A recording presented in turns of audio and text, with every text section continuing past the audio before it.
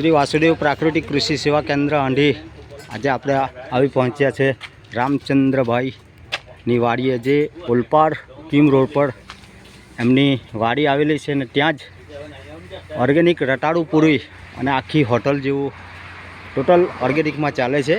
અને એમના રામચંદ્રભાઈના પુત્ર શ્રી જીગરભાઈ પટેલને મળીએ આપણે. જીગરભાઈ, જય શ્રી કૃષ્ણ.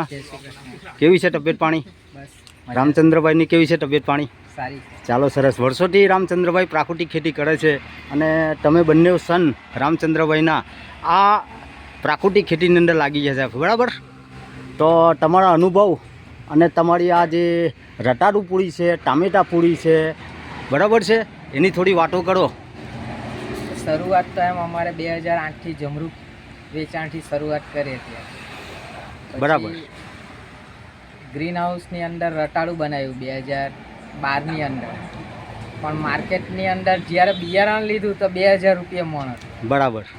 અને જ્યારે માર્કેટમાં વેચવા ગયા તો 400 રૂપિયા મણ પણ કોઈ લેવા તૈયાર નહીં. બરાબર છે. ત્યાર પછી એમાંથી રટાડું પૂરી બનાવવાનો વિચાર કર્યો અને ત્યાર પછી રતાળુની વેફર બનાવીને વેફર વેચવાની શરૂઆત કરી. સરસ સરસ. અને 2013થી આ વેચાણ કરીએ છીએ અને આ 2026 ચાલે છે. બરાબર છે. હવે આજે તમે કઈ કઈ પ્રોડક્ટો તૈયાર કરો છો, મૂલ્યવર્ધન કરો છો? કેળામાંથી વેફર બનાવો છો, રટાળુમાંથી કઈ શું કરો છો તેની માહિતી આપો. અમે કેળાની ખેતી કરીએ છીએ, પપૈયાની, જમરૂખનું જ્યુસ બનાવીને વેચીએ છીએ. પપૈયા સીધા ગ્રાહકને વેચીએ છીએ. અને જે અમારું રતાળું છે એમાંથી વેફર બનાવીએ. કેળા છે તો કેળાની વેફર બનાવીએ. ઇલાયચી કેળા છે તો એને ડ્રાયરની અંદર સૂકવીને એને અહીંયા જ વેચાણ માટે મૂકીએ છીએ. બરાબર છે. અહીં આપણે કીમ ઓલપાડ રોડ પર તમારું ફાર્મ છે અને ત્યાં જ તમારી આ મૂલ્યવર્ધન કરીને કરો છો. બીજું વિશેષમાં મૂલ્યવર્ધન કરીને કોઈક બીજી જગ્યાએ વેચો છો સુરતની અંદર? સુરતની અંદર વેસુ માર્કેટ છે જે અમને આત્મા પ્રોજેક્ટ દ્વારા મળ્યું છે. અને બીજું જે છે એ ત્રિશુલ ગૌશાળા આળાજણ ખાતે છે કે જ્યાં રવિવાર અને બુધવારે આ બધી ઓર્ગેનિક ખેત પેદાશો ખેડૂત પોતાની લઈને ત્યાં આવીને વેચાણ કરે છે સીધા જ ગ્રાહકને. અને એનો પણ રિસ્પોન્સ ખૂબ સરસ છે. સરસ સરસ. અને આપણા ગુજરાતના ખેડૂતો હવે પ્રાકૃતિક ખેતી તરફ વળે એ માટે તમે બે સંદેશો કહો. પ્રાકૃતિક ખેતી માટે 1996થી અમે પ્રાકૃતિક ખેતી કરીએ છીએ અને ત્યાર પછી એક પણ દિવસ ખેતરની અંદર રાસાયણિક ખાતરનો એક પણ દાણો નાખ્યો નથી. બરાબર છે.